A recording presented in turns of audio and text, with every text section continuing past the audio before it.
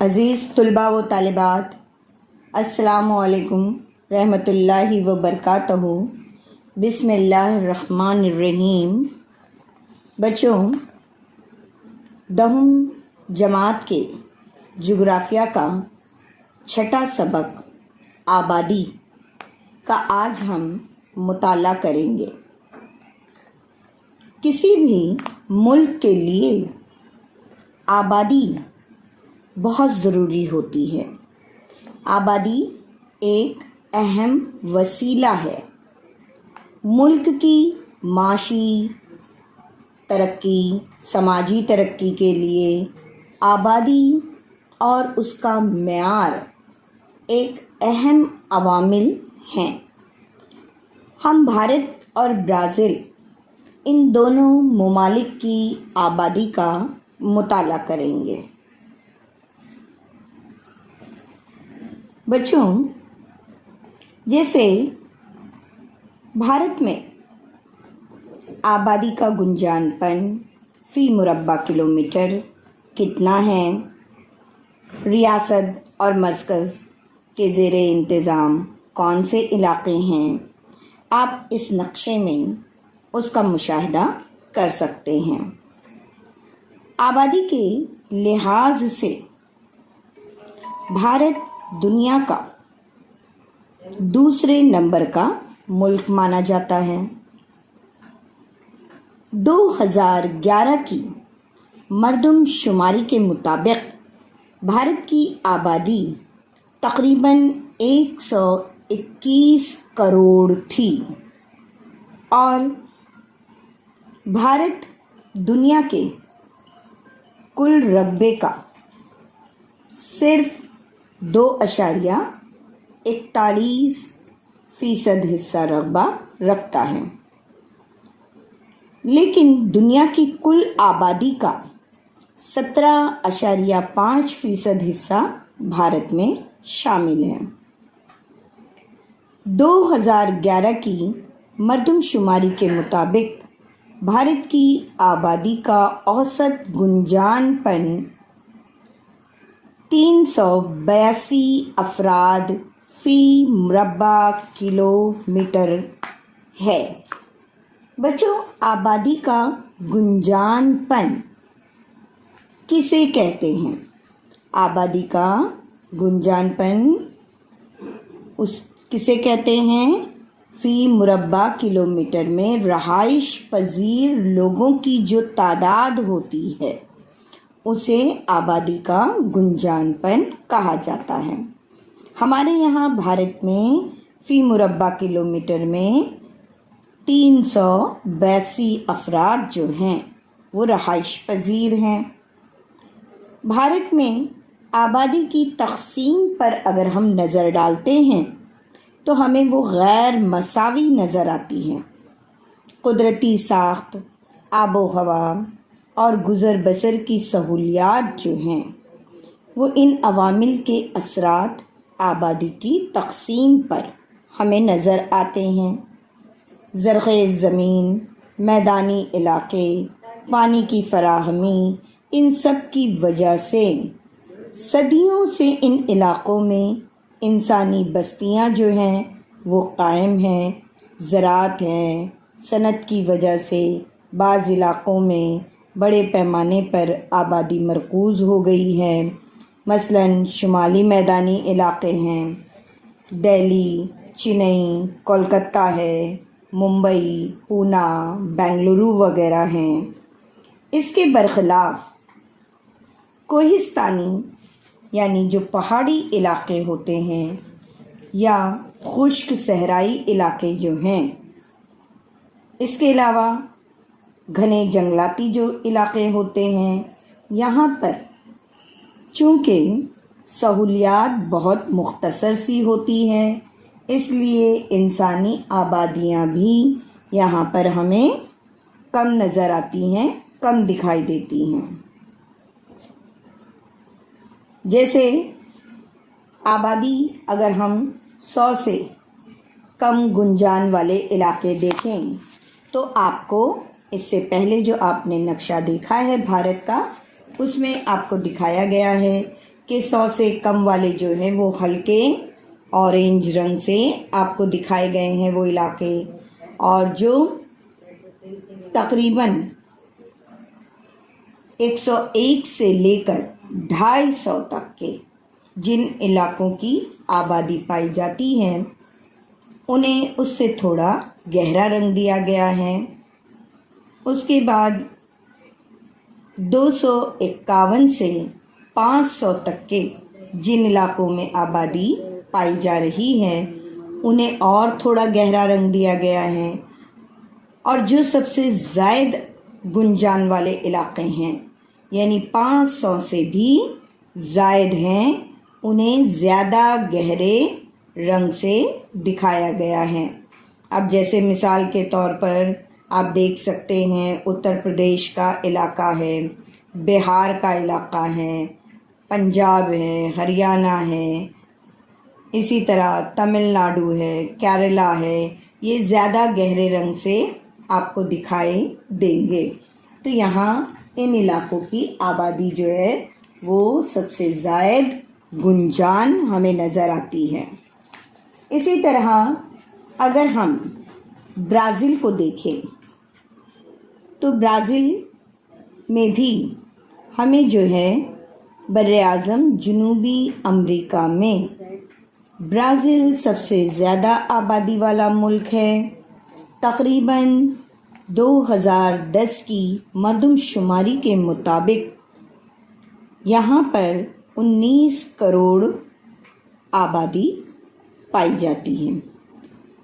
Brazil دنیا کا 5واں بڑا ملک ہے، رقبے کے لحاظ سے بھی یہ دنیا کا 5واں بڑا ملک مانا جاتا ہے۔ اسی طرح دنیا کے زمینی رقبے کا تقریباً 5.6% حصہ برازیل سے گھرا ہوا ہے، لیکن یہاں دنیا کی کل آبادی کا صرف 2.78% حصہ جو ہے پایا جاتا ہے، جس کی وجہ سے اس ملک میں آبادی کا اوسط گنجان پن 23 افراد فی مربع کلومیٹر ہے۔ بچوں، اس سے پہلے ہم نے بھارت کی آبادی کا گنجان پن پڑھا، اس کے متعلق ہم نے دیکھا کہ فی مربع کلومیٹر میں بھارت میں کتنے افراد رہائش پذیر تھے؟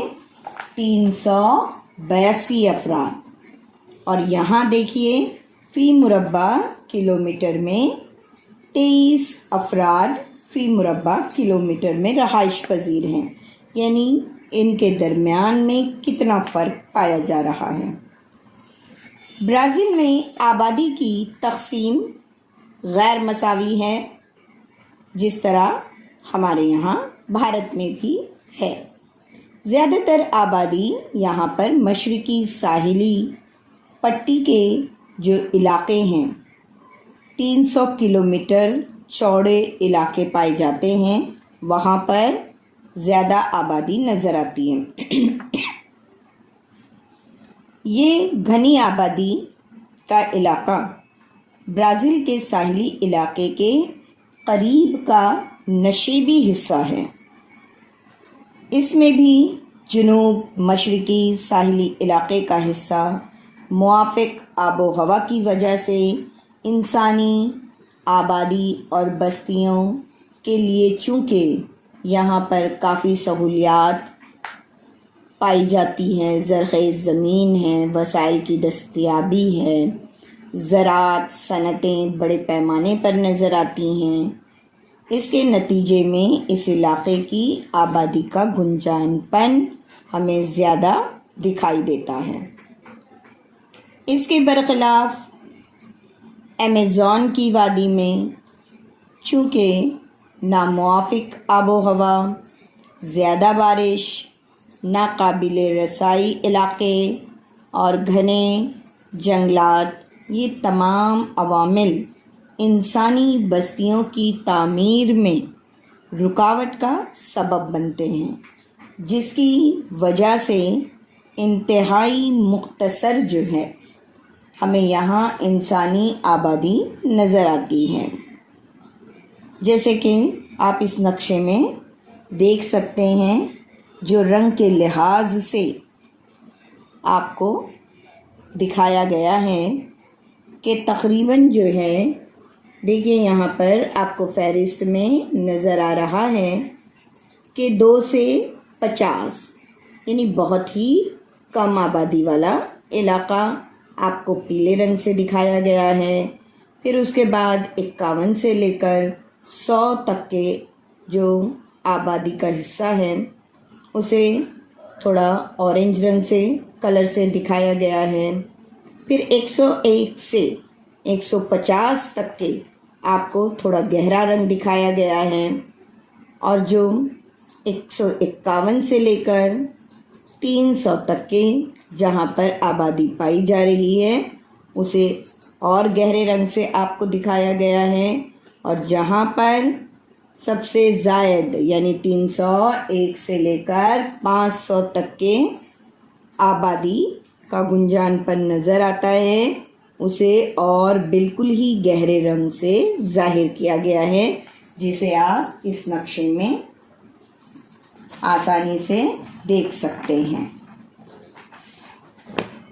اسی طرح بچوں، آبادی کی ساخت، تناسب جنس یعنی مرد اور عورت کا جو تناسب ہوتا ہے اسے تناسب جنس کہتے ہیں.